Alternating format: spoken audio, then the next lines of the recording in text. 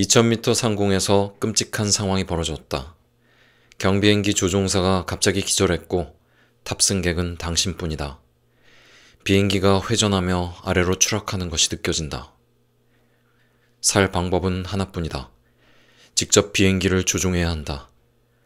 관건은 당신이 과연 정신을 바짝 차리고 모든 역량을 쏟아부을 수 있느냐다. 당신은 관제탑의 지시에 따라 착륙할 수 있을까? 내가 과연 추락하지 않고 무사히 착륙할 수 있을까? 아마도 당신은 속으로 이렇게 물을 것이다. 그러나 그 생각을 떠올리는 순간 이미 추락한 비행기에서 뿜어져 나오는 불기둥이 눈앞에 그려졌으리라. 부정적인 생각은 뇌를 혼란스럽게 한다. 과연 해낼 수 있을지 의심할 때마다 무의식은 실패할 수도 있어 라고 외친다. 그래서 큰 도전 앞에 섰을 때는 먼저 자신이 어떤 질문을 마음에 품고 있는지 확인해야 한다. 성공이라는 비행기가 무사히 착륙할지 추락할지는 무엇보다 당신 마음속의 질문에 달려있다. 비행기를 무사히 착륙시키려면 어떻게 해야 할까? 질문을 조금만 바꾸면 생존 가능성이 극적으로 높아진다. 컨설팅 전문가들은 이것을 최면 질문이라고 부른다. 어떻게는 가능성이 있음을 암시하기 때문이다. 그리고 당신은 이 암시를 믿음으로 생존을 위해 어떻게든 최선을 다할 것이다. 더는 재난이나 추락 같은 단어가 질문에 등장하지 않는다. 오류를 찾지 말고 해결책을 찾으라. 헨리 포드 기업가. 내가 이 책을 읽게 될까? 이런 질문은 의심을 불러온다. 책을 안 읽을 가능성을 전제한다. 하지만 이 책을 어떻게 읽을까? 라고 물으면 당신은 한 걸음 더 나아가게 된다. 이제 이 책을 읽는 것은 기정사실이 되었다. 그리고 어떻게를 물음으로써 언제 읽을지, 그리고 하루에 몇 쪽씩 읽을지 등등 구체적인 목표를 세우게 된다. 나는 최근 스트레스에 시달리는 영업사원을 상담했다. 그의 건강은 이미 망가졌고 아내와 두 자녀는 다른 사람을 통해 그의 건강 악화 소식을 들었다. 그는 쉬는 날 없이 전국을 돌아다녔는데 이동 거리만 1년에 7만 5천 킬로미터나 됐다. 가족을 위한 시간도 낼 수 있고 건강도 챙길 수 있으면 좋겠습니다. 그가 말했다. 여기에는 다음과 같은 말이 숨어 있다. 이런 일이 실제로 이루어질지 나는 확신하지 못한다. 그것을 위해 내가 할 수 있는 일이 아무것도 없으니 그저 희망할 뿐이다. 아직도 많은 사람이 이른바 산타클로스 원칙을 따르고 있다는 사실에 나는 항상 놀란다. 그들은 인생에서 뭔가를 원하지만 그것을 위해 목표를 세우고 행동하려는 노력은 하지 않고 그저 바라기만 한다. 이런 미성숙한 태도는 무력감만 안겨준다. 나는 이렇게 질문했다. 가족과 건강을 위해 더 많은 시간을 할애하려면 어떻게 해야 할까요? 그는 즉시 아이디어를 내기 시작했다. 멀리 있는 고객을 매번 직접 방문하지 말고 덜어는 온라인으로 만나면 어떨까요? 그러면 그는 심지어 집에서 일해도 되고 가족과 더 많은 시간을 보낼 수 있을 것이다. 어떻게를 묻는 물음 하나에 벌써 그는 인생의 강에서 휘청거리기를 끝내고 스스로 조종석에 앉아 구체적인 가능성과 목표를 도출해냈다. 다른 사람과 대화할 때도 마찬가지다. 가능성이 아니라 어떻게를 묻는 편이 더 낫다. 관계 문제를 겪는 사람에게 결혼 생활을 유지할 수 있겠냐고 물으면 회의적인 답을 들을 것이다. 그러나 결혼 생활 유지를 위해 어떻게 해야 할 것 같냐고 물으면 그는 방법을 고민할 것이다. 비만으로 고생하는 사람에게 살을 뺄 수 있겠냐고 물으면 그는 할 말을 잃을 것이다. 그러나 어떻게 하면 날씬해질 것 같냐고 물으면 그는 문제에서 해결책으로 사고 경로를 변경할 것이다. 불우한 유년기를 보낸 사람에게 과거와 화해할 수 있겠냐고 물으면 그는 회의적인 얼굴을 할 것이다. 그러나 어떻게 하면 화해할 것 같냐고 물으면 그는 갑자기 대안을 모색할 것이다. 그것을 할 수 있겠냐는 물음에는 이미 의심과 실패 가능성이 내포되어 있다. 우리는 이것을 무의식적으로 인식한다. 균형을 유지할 수 있을지 걱정하는 줄광대는 이미 생각으로는 아래로 추락한 상태이다. 반면에 어떻게 균형을 유지할지 자문하는 줄광대는 해결책을 찾기 시작한다. 가능성을 묻는 것은 건설적이지 못하다. 6개월 안에 승진할 수 있을까? 이 질문은 비록 목표를 암시하지만 그 안에 실행 동력은 없다. 반면에 6개월 안에 승진하려면 어떻게 해야 할까? 라고 물으면 목표와 해결책에 동시에 주의를 집중하게 된다.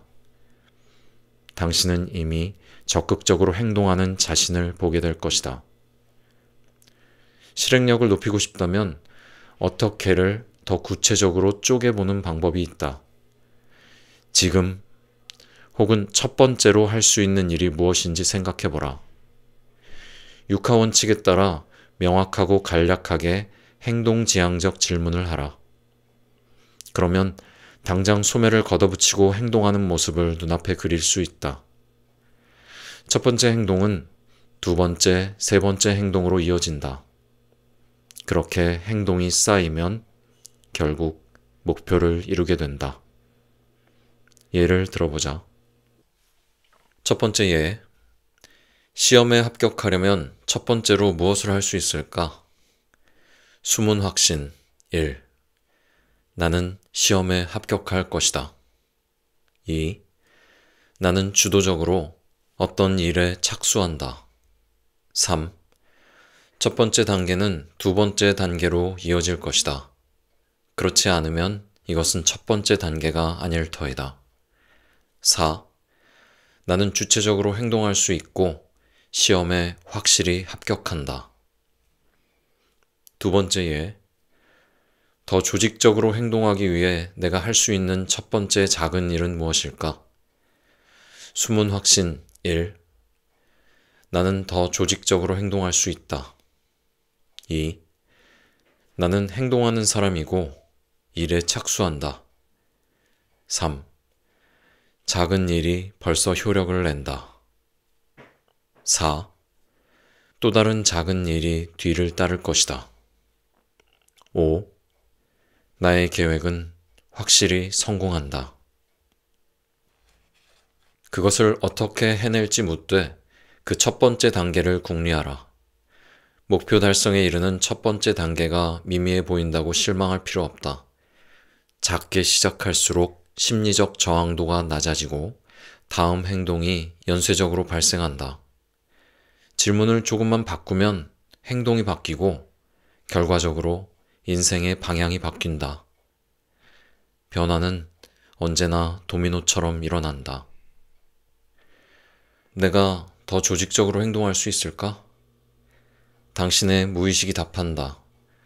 아마 못할 거야. 이미 몇 번 시도해봤지만 몇 번 예전 패턴으로 되돌아갔잖아. 더 조직적으로 행동하기 위해 내가 할 수 있는 첫 번째 작은 일은 무엇일까? 당신의 무의식이 답한다. 작은 일 하나 정도는 지금 할 수 있지. 어쩌면 이 첫 번째 단계가 나머지 단계도 이끌어줄 거야. 예를 들어, 나는 아침에 일어나서 딱 3분만 명상을 할 거야. 조직적으로 행동하는 내 모습을 떠올려야지. 그리고 그날 해야 할 일을 딱 3분 동안 계획할 거야. 그리고 또 대단한 시련이 아니라 사소한 좌절이 누적되어 인생이 망가지는 것과 마찬가지로 작고 쉬운 행동이 쌓여서 인생이 목표한 방향으로 흘러간다. 그래서 행동의 문을 여는 첫 번째 단계는 작지만 작지 않다. 적극적으로 행동하는 자신을 상상하고 첫 번째 단계를 궁리하라. 그러면 위험한 상황에서도 인생의 비행기를 안전하게 착륙시킬 수 있을 것이다. 요약 1. 뭔가를 과연 해낼 수 있을지를 묻지 말고 어떻게 해낼지를 묻는다. 그것이 정신을 긍정적으로 설정한다. 2. 나를 행동으로 이끄는 표현을 사용한다. 무엇을 달성하기 위해 나는 무엇을 할 수 있을까? 3. 첫 번째 단계를 겨냥해서 질문한다. 무엇을 확실히 달성하기 위한 첫 번째 단계로 나는 무엇을 할 수 있을까?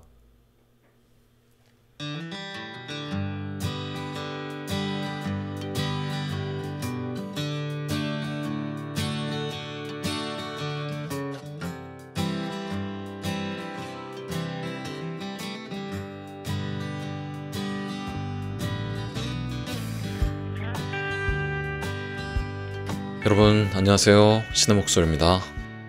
황인호 평산신씨, 한자로는 별신 혹은 원숭이 신자를 쓰는 지금 녹음하는 현재 오늘 날짜가 11월 15일인데 날씨가 정말 좋네요. 11월에 이런 날씨가 흔하지 않은데 어디 나들이를 나가도 좋을 것 같은 단풍 구경 가기 딱 좋은 그런 날씨인가요? 행복한 하루 되셨으면 좋겠습니다. 자, 오늘 함께하는 책은 메이븐에서 출간한 나는 다시 나를 설계하기로 했다 입니다. 작가는 마르틴 베를레.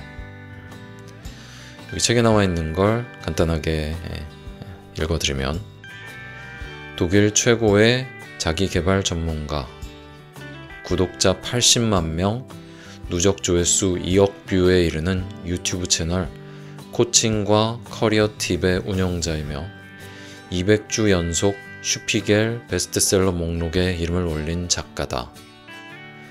독일 3대 주간지 중 하나인 포커스는 그를 독일에서 가장 유명한 커리어 어드바이저로 소개했고, 컨설팅 분야의 공로를 인정받아 코칭 어워드라는 권위 있는 상을 수상했다.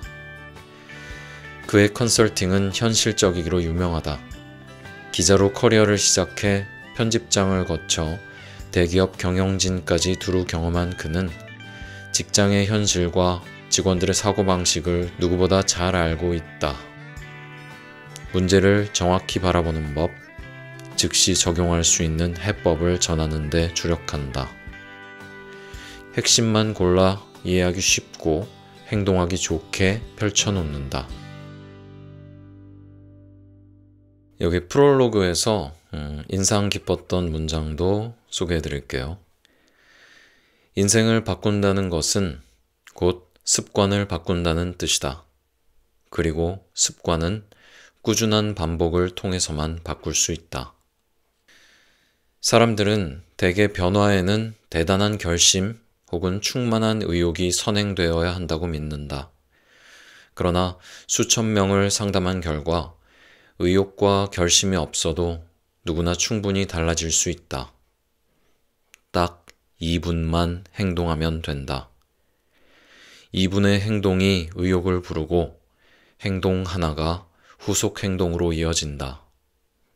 변화는 작은 것에서부터 시작해 연쇄적으로 발생한다. 오래된 문제로 고생해온 사람들은 마음속 깊은 곳에서 이렇게 속삭인다.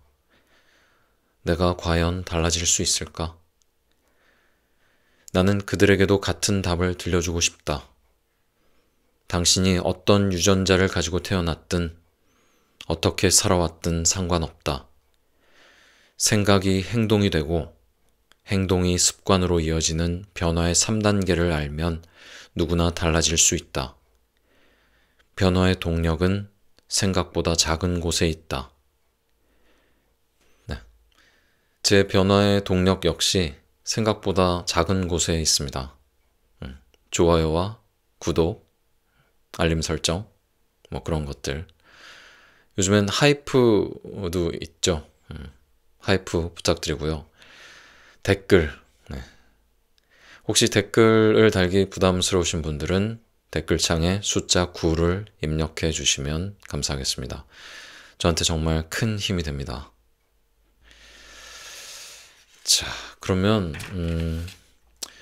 제 눈을 정말 강하게 끌었던 세 편의 글을 읽어드리겠습니다. 먼저 들으셨던 건 어떻게를 묻는 순간 뇌는 이미 준비를 시작한다 고요. 이어서 불안한 당신에게 필요한 건 딱 2분의 행동이다.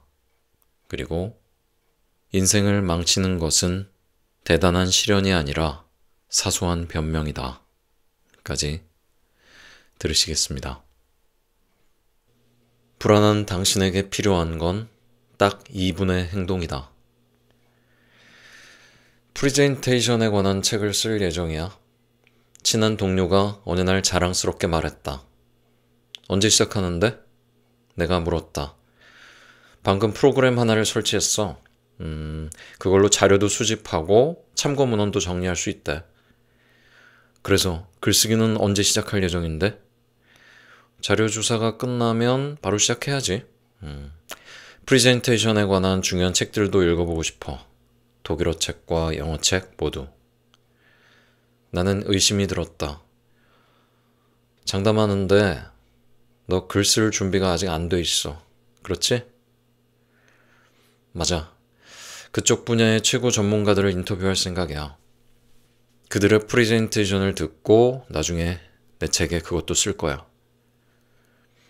우리는 스탠드 테이블 앞에 서 있었고 각자 앞에 물컵이 하나씩 놓여 있었다. 물을 마셔야겠어. 목이 마르네. 나는 이렇게 말하고는 물컵을 드는 대신 손가락으로 가리켰다.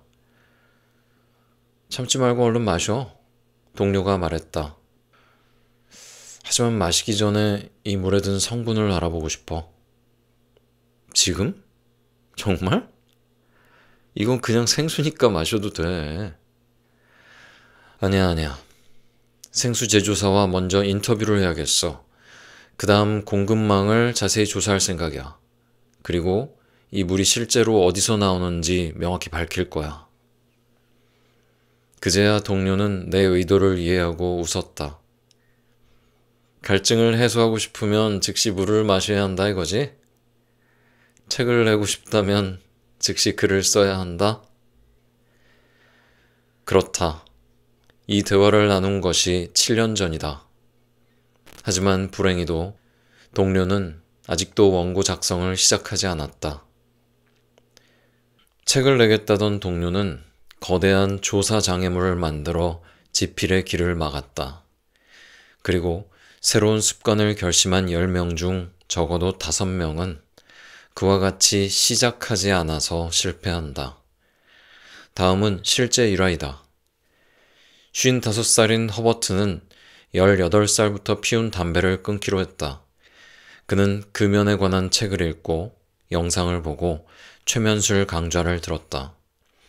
하지만 여전히 계획 단계에 머물러서 그는 금연을 시작하지 않았다. 크리스티네는 자신의 지적 소양이 낮은 것을 안타깝게 여겼다. 그래서 독일 고전 문학을 읽기로 했다. 마르셀 라이히라니츠키의 문학 전집을 주문하여 책꽂이에 진열해 두었다. 하지만 두꺼운 책 여러 권을 보니 읽을 엄두가 안 났다. 결국 책 등에 적힌 제목만 읽었다. 비만으로 고생하는 요르크는 매일 저녁 건강에 좋은 음식을 직접 요리해 먹기로 했다. 그는 유튜브에서 요리 동영상을 보고 요리책도 사고 제철 식재료를 구매할 수 있는 지역 농장도 조사했다. 하지만 모든 일이 너무 복잡해 보였다. 결국 그는 계속 예전처럼 먹었다. 아나스타샤는 운동 습관을 만들기 위해 러닝을 시작하리라고 결심했다. 그리고 러닝 옷과 운동화, 올바른 발동작, 몇 킬로미터부터 근육 경련을 조심해야 하는지 등을 조사했다. 그리고 이런 조사 자체가 마라톤으로 변했다. 결국 그녀는 러닝을 시작하지 않았다. 힘들어서 감히 하지 못하는 것이 아니라 하지 않기 때문에 힘든 것이다. 루키우스 안나이우스 세네카, 철학자. 큰 목표는 종종 시작점에 갇히고 만다. 그리고 시작은 지연될수록 더 어려워진다. 이렇게 접근해보라. 우선 새로운 습관을 가능한 한 쉽게 시작할 수 있는 단계를 정하라. 새로운 습관을 시작하는 첫 번째 단계는 2분 안에 끝낼 수 있어야 한다. 앞으로 며칠 동안 가능한 한 자주 이 첫 번째 단계를 반복하라. 미국의 경영 컨설턴트 데이비드 앨런이 쓴 유명한 책 쏟아지는 일 완벽하게 해내는 법에서 제시한 2분 규칙은 그 효과가 전 세계적으로 입증되었다. 절대 복잡하지 않다. 어떤 일을 수행하는 데 걸리는 시간이 2분 미만이라고 예상된다면 다른 생각을 하거나 최적의 방법을 찾는 등 복잡한 것을 모두 생략하고 즉시 실시하라는 것이다. 이는 새로운 습관을 갖기 위한 훌륭한 발판이다. 어떤 경우든 2분 정도는 부담 없이 자신 있게 시작할 수 있다. 달려본 적 없는 초보자가 러닝에 도전할 때는 처음부터 킬로미터 단위로 계획을 세우면 안 된다. 운동복을 입고 2분 동안 최대한 빨리 달리라. 몇 미터를 달리든 상관없다. 중요한 것은 시작하는 것이다. 매일 저녁 건강에 좋은 음식을 직접 요리해 먹고 싶다면 처음부터 복잡한 레시피에 도전해선 안 된다. 2분 동안 당근 껍질을 벗겨 천연 요거트에 찍어 먹어라. 그렇게 건강한 식단을 시작하라. 고전 문학을 읽고 싶다면 하루에 5쪽 또는 10쪽씩 읽겠다고 결심하지 말라. 2분 동안 몇 쪽을 읽을 수 있는지 확인한 후 책을 덮으라. 중요한 것은 당신이 독서를 시작했다는 점이다. 담배를 끊고 싶다면 담배를 집자마자 스톱워치를 누르라. 2분만 흡연을 뒤로 미루라. 그렇게 당신은 벌써 금연을 시작했다. 아이고, 너무 소소한 거 아닌가? 아마도 이런 의문이 들었을 터이다. 맞다. 정말 소소하다. 그리고 바로 그것이 비결이다. 소소하기 때문에 당신은 내적 저항 없이 이 모든 것을 실행하게 된다. 그리고 이것을 토대로 긍정적 나선이 시작된다. 운동복을 입고 2분 동안 달리기 시작한 지 5일째, 10일째가 되면 어떻게 될까? 몇 분 정도 더 달리고 싶어질 것이다. 그렇게 당신은 완전히 자연스럽게 러닝에 빠져들게 된다. 며칠에 걸쳐 2분 동안 책을 읽으면 어떻게 될까? 어느 시점부터는 너무 흥미로워 책을 덮고 싶지 않을 것이다. 그렇게 당신은 자연스럽게 독서에 빠져들게 된다. 매일 저녁 2분 동안 신선한 채소를 준비하면 어떻게 될까? 어떤 시점부터는 시간을 더 들여서라도 불을 쓰는 요리를 하고 싶을 것이다. 그렇게 당신은 자연스럽게 건강한 요리에 빠져들게 된다. 2분 동안 담배를 참는 데 성공하면 어떻게 될까? 언젠가부터는 3분, 5분, 10분 동안 참을 수 있게 될 것이다. 그러면 하루에 1대가 줄고 그 다음 2대, 3대가 준다. 그렇게 당신은 자연스럽게 금연을 하게 된다. 학습 전문가이자 라이프 코치인 베라 비르켄빌은 개인의 성공에서 다음과 같이 썼다. 그것은 선순환이다. 대관람차와 같다. 승객을 태우고 첫 번째 한 바퀴를 도는 것이 가장 어려운 부분이다. 그러나 일단 돌기 시작하면 거의 저절로 계속된다. 모든 성공은 나를 강하게 하고 계속 전진할 힘과 용기를 준다. 뭔가를 시작하려면 의욕이 있어야 한다고 생각하는 사람이 많은데 잘못한 것이다. 그 반대이다.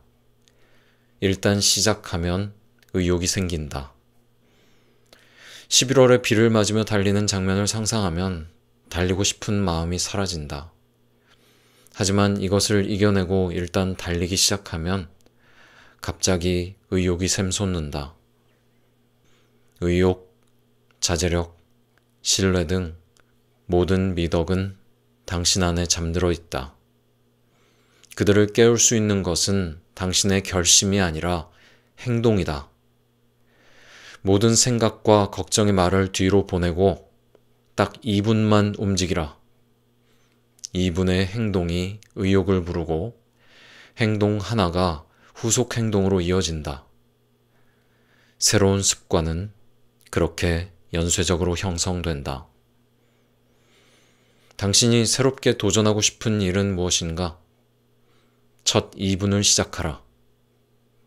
당신의 첫 박자는 어떤 모습인가? 요약 1. 새로운 습관을 가능한 한 쉽게 시작할 수 있도록 단계를 정한다. 2. 하루에 얼마 동안 하느냐가 아니라 일단 시작하는 것이 가장 중요하다. 우선 2분이면 충분하다. 3. 새로운 습관은 새싹과 같다. 시간이 지남에 따라 저절로 자라 점점 더 커진다. 인생을 망치는 것은 대단한 시련이 아니라 사소한 변명이다. 남자 넷이 매년 그렇듯 알래스카로 사슴 사냥을 나갔다. 수상 비행기가 그들을 사냥터로 데려다 주었다. 사냥은 성공적이었다. 모두가 한 마리씩 잡았다. 그들은 뿌듯한 기분으로 사냥감을 챙겨 수상 비행기로 돌아갔다. 조종사가 물었다. 사슴은 어쩌실 겁니까? 비행기 위 양쪽에 2마리씩 묶읍시다. 안 됩니다. 그러면 너무 무거워서 위험합니다. 전에도 그렇게 했어요. 매년 그렇게 합니다. 조종사는 내키지 않지만 어쩔 수 없이 동의했다. 사슴을 비행기 위에 묶었다. 그런 다음 이륙했으나 수면에서 거의 벗어나지 못했다. 비행기는 나무들을 긁으며 날았고 500m쯤 가다 추락했다. 탑승자들은 비행기에서 겨우 빠져나왔다. 모두가 여기저기 긁히고 다쳤다. 그러게 위험하다고 했잖습니까? 사슴이 너무 무겁다고 했잖아요. 조종사가 야단치듯 외쳤다. 도대체 뭘 더 바라는 거요? 한 남자가 대꾸했다. 올해는 작년보다 100m를 더 날았어요. 지혜로운 어른이 되고 싶은 사람이 집에 돌아오면 소파에 앉아 바로 리모컨부터 찾는다. 건강하게 장수하고 싶은 사람이 저녁으로 피자를 주문한다. 인생에서 관계가 가장 소중하다고 말하는 사람이 가까운 사람에게 버럭 화를 낸다. 자기 자신을 사랑하겠다고 다짐한 사람이 밤마다 지난 일을 떠올리며 자신을 비난한다. 인간은 반복해서 잘못을 저지른다. 잘못된 길인 줄 알면서도 익숙하기에 그 길을 간다. 사슴을 매달면 비행기가 추락할 걸 알았음에도 매년 똑같이 행동하는 남자들처럼 변화를 거부하고 쉬운 길을 택한다. 그 길의 끝엔 무엇이 있나? 원하던 목적지가 거기에 있을까? 아니다. 목표와 다른 행동은 예상치도 못한 곳에 우리를 데려다 놓을 것이다. 미친 짓의 정수는 모든 것을 그대로 놔두면서 동시에 무언가가 변하기를 바라는 것이다. 알베르트 아인슈타인, 과학자. 목표를 세우기란 쉽다. 어쨌든 말뿐이기 때문이다. 목표를 이루기 위한 행동은 어렵다. 지금 당장 변화를 요구하기 때문이다. 하지만 인생은 정직하다. 딱 행동한 만큼만 달라진다. 오늘 하루 목표에 다다르기 위해 무엇을 했는가? 어제와 똑같이 행동하면서 내일은 마법처럼 달라지길 기대해선 안 된다. 목표와 일치하는 행동이 쌓이고 쌓여 목적지에 도달한다. 운전할 때 목적지에 도착하기 위해 내비게이션을 설정하듯 인생의 목적지를 정했다면 경로를 설정하고 1m, 10m, 1km씩 전진하라. 그리고 내비게이션이 주기적으로 경로를 재탐색하듯 우리가 영위하는 일상도 목표에 부합하는지 주기적으로 점검해야 한다. 매주 혹은 매일 시간을 정해 인생의 GPS를 재설정하라. 그러지 않으면 뇌는 하던 대로 행동하도록 명령을 내릴 것이고 우리는 무의식적으로 살던 대로 돌아가기가 쉽다. 인생의 GPS를 재설정할 땐 무엇보다 솔직한 평가가 중요하다. 지난 일주일 혹은 하루를 돌아보고 목표에 부합하는 행동과 목표에 반하는 행동을 모두 가감없이 살펴야 한다. 건강한 인생을 목표로 다이어트와 운동 계획을 세웠다면 그것을 얼마나 실천했는가? 계획 중 효과적인 것은 무엇이었고 실천하기 힘든 것은 무엇이었는가? 지속해야 할 것과 이제 그만해야 할 것은 무엇인가? 자기도 모르게 감자칩에 손을 뻗지 않았는가? 그렇다면 나쁜 습관을 어떻게 방지할 수 있을까? 등등. 이때는 전부 아니면 전무라는 비합리적 사고에 빠지지 않도록 주의해야 한다. 아침에 30분 일찍 일어나겠다는 계획을 세웠는데 월요일부터 늦잠을 자고 말았다. 이럴 때 전부 아니면 전무라는 생각이 당신에게 속삭인다. 계획은 실패했어. 그러니 남은 날에도 그냥 늦잠을 자. 그러나 계획은 실패하지 않았다. 객관적 사고를 활성화하면 다른 대답을 들을 수 있다. 일주일은 7일이야. 늦잠을 잔 건 그중 하루뿐이고 내 계획은 아직 6일이나 남았어. 호스피스 및 완화 의료 전문 간호사 브로니 웨어는 죽어가는 사람들이 가장 후회하는 5가지를 모아 내가 원하는 삶을 살았더라면 이라는 책을 썼다. 나는 이 감동적인 책을 읽으면서 특이한 점을 하나 발견했다. 죽어가는 이들은 삶의 마지막에 이르러 미처 몰랐던 진실을 깨닫고 후회하는 게 아니었다. 그들은 한창 건강할 때도 그 진실을 명확히 알고 있었다. 그런데도 그들은 삶의 경로를 바꾸지 않았다. 그저 살던 방향대로 계속 나아갔다. 그리고 죽음을 앞두고 자신이 과거에 그런 선택을 내린 것을 후회했다. 폭군 남편을 둔 마음씨 착한 그레이스가 그 예이다.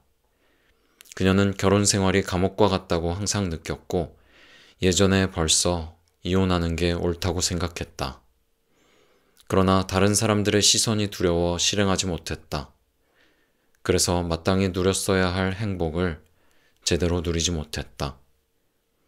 그녀는 죽기 직전에 자신에게 이렇게 물었다. 나는 왜 내가 원하는 대로 하지 않았지? 나는 왜 남편이 끊임없이 나를 지배하도록 내버려뒀을까? 나는 왜 충분히 강하지 못했을까? 죽어가는 사람들이 들려주는 이 후회는 오늘을 살아가는 우리에게 큰 울림을 준다. 나는 어떠한가? 원하는 목적지를 향해 가고 있는가? 아니면 목적지와 반대로 가면서 나 자신을 합리화하고 있는가? 인생을 망치는 것은 대단한 시련이 아니라 사소한 변명이다. 괜찮겠지? 어쩔 수 없잖아. 나만 참으면 모두가 편해.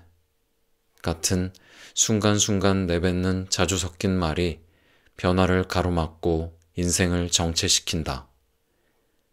이런 삶을 원하는 사람은 아무도 없을 것이다.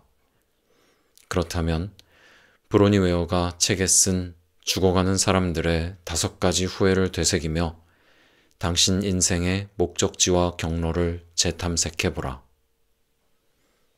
5가지 후회. 하나.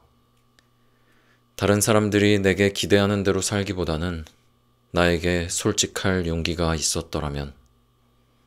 2. 일을 너무 많이 하지 않았더라면. 3. 내 감정을 표현할 용기가 있었더라면. 4.